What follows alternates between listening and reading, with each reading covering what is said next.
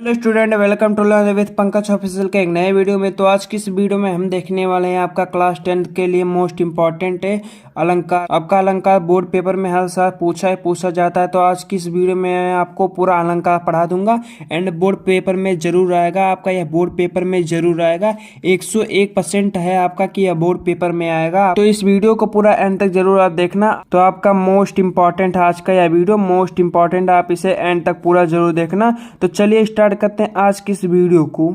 देखिए, पहले आपका अलंकार। अलंकार किसे कहते हैं आपका मैं ऐसे बता दे रहा हूँ। अलंकार है काव्य की शोभा बढ़ाने वाले तत्वों को अलंकार कहते हैं। काव्य की शोभा बढ़ाने वाले तत्वों को अलंकार कहते हैं।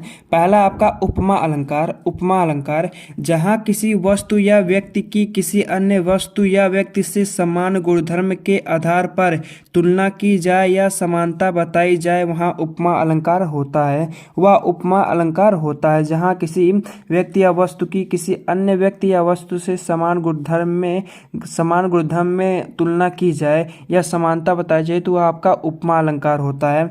देखिए उदाहरण, हरिपद कोमल कमल से। हरिपद कोमल कमल से। जब आप बोर्ड पेपर में उदाहरण लिखोगे तो आपको उस उदाहरण का स्पष्टीकरण भी करना पड़ेगा। तो चलिए हम इसका स्पष्टीकरण करने का तरीका समझते हैं। देखिए, स्पष्टीकरण में आपका पहले आता है उपमेय। उपमेय आपका क्या है? देखिए, जिस व्यक्ति की समानता बताई जाती है वह उपमेय प्रस्तुत होता है। ऊपर दिए गए उदाहरण में हरिपद उपमेय है। आपका ऊपर दिए गए उदाहरण में हरिपद आपका उपमेय है। एंड चलिए देखते हैं दूसरा।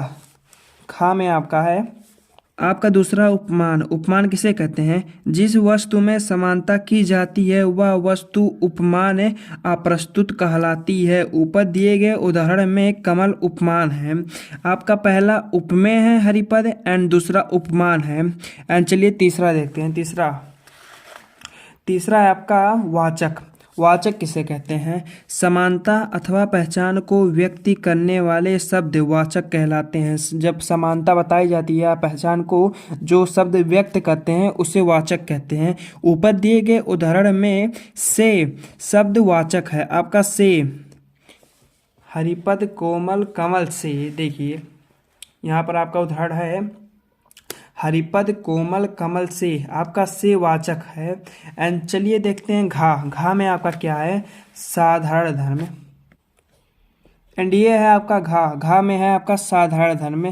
क्या कह रहा है? जो गुण उपमान और उपमेय में समान रूप से रहता है, जो गुण उपमान और उपमेय में समान रूप से रहता है वह साधारण धर्म कहलाता है। वह साधारण धर्म कहलाता है। जैसे ऊपर दिए गए उदाहरण में कमल साधारण धर्म है। ऊपर दिए गए उदाहरण में आपका कमल साधारण धर्म है। ऐसे मैं आपको बता देता हूँ। देखिए, पहला आपका हरिपद उपमेय है को, उसके बाद हरिपद आपका उपमेय है। एंड दूसरा है आपका कमल। कमल आपका उपमान है। आपका कमल उपमान है। एंड तीसरा से आपका वाचक है। एंड चौथा आपका साधारण धर्म में कोमल है। कोमल, हरिपद कोमल कमल से।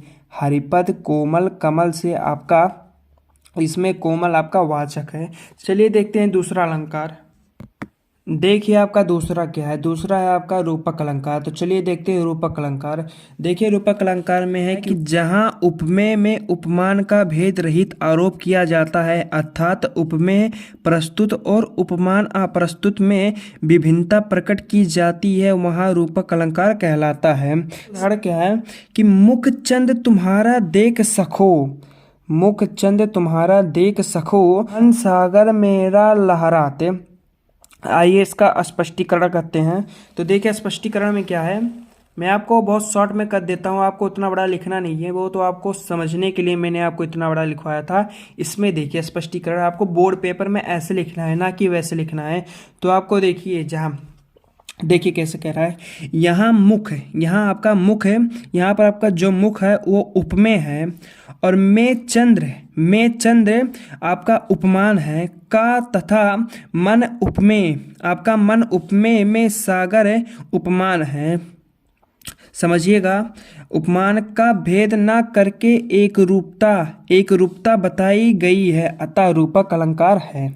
देखिए क्या कह रहा है कि यहाँ पर आपका मुख है, आपका ये मुख उपमेय है। और में चंद्र आपका में चंद्र, उपमेय में चंद्र आपका ये उपमान है।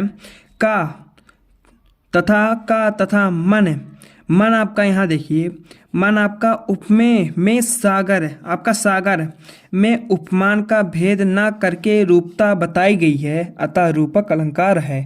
आपको ऐसे ही बोर्ड पेपर में लिखकर आना है। आप इसे मतलब पूरा याद कर लेंगे, आपको बोर्ड पेपर में याद जरूर देखने को मिलेगा। तो चलिए देखते हैं इसका तीसरा। तो देखिए आपका तीसरा क्या है। तीसरा है आपका उत्प्रेक्षा अलंकार। आपका उत्प्रेक्षा अलंकार है, देखिए उत्प्रेक्षा अलंकार में क्या कह रहा है कि जब काव्य या कविता में उपमेय में उपमान की संभावना, उपमेय में उपमान की संभावना की जाए तथा वाचक शब्द मनहु, मानो, जनहु, जानो, मनहु, जनहु आदि का प्रयोग होता है, उत्प्रेक्षा अलंकार कहलाता है। आपका इतने शब्दों का आपको याद करने का या शॉर्ट ट्रिक है, आपको बस इतना शब्द याद कर लेना है कि मनहु मानो, जनहु जानो, मनहु जनहु। आपका अगर इतना शब्द आ गया तो आपका वह उत्प्रेक्षा अलंकार है। जैसे उदाहरण से समझिएगा, देखिए उदाहरण क्या कह रहा है कि रोहत ओढ़ो पीड़ पड़ू श्याम सलोना गाते, मानो नीलमन सोल पर पीत परो प्रभाते।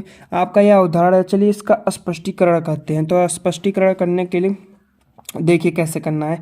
आपको हेडिंग डालना है स्पष्टीकरण। पहला आपका उपमेय, आपका इसमें पीला वस्तु धारण किए हुए, पीला वस्तु धारण किए हुए, पीला वस्तु धारण किए हुए श्री कृष्ण का श्याम शरीर, श्री कृष्ण का श्याम शरीर। एंड दूसरा आपका उपमान, उपमान में प्रातःकालीन धूप से शोभित नीलमणि सोल, प्रातःकालीन धूप से शोभित नीलमणि सोल। एंड तीसरा वाचक, वाचक में है मनु। एंड चौथा आपका साधारण धर्म, साधारण धर्म में क्या है, वस्तु धूप की चमक, पर्वत एवं शरीर का श्याम रूप। आपका इतना सारा साधारण धर्म है। आई होप आज का यह वीडियो आपको समझ आया होगा। अगर नहीं समझ में आया तो एक बार फिर से देख लेना। आपके लिए यह मोस्ट इम्पॉर्टेंट है। आपका हर साल बोर्ड पेपर में पूछा जाता है। हो सकता तो इस बार भी आपका पूछा जाए, तो आप इसे याद कर लेना। आपका 95% पक्का मिलेगा। आप मैं जितना बता रहा हूँ आप उतना याद करके जाओगे तो देखो, अगर आपके अंदर पढ़ने का जुनून होगा तो आप पढ़ोगे, और जिसके अंदर जुनून नहीं है, जिसका कोई लाइफ में गोल नहीं, वो किसी काम का नहीं। तो अगर आपको आज का वीडियो पसंद आया तो वीडियो को लाइक कर देना। एंड चैनल पे नए हो तो चैनल को सब्सक्राइब कर देना। ऐसे ही वीडियो को देखने के लिए हम मिलते हैं इसकी नेक्स्ट वीडियो में। तब तक के लिए बाय।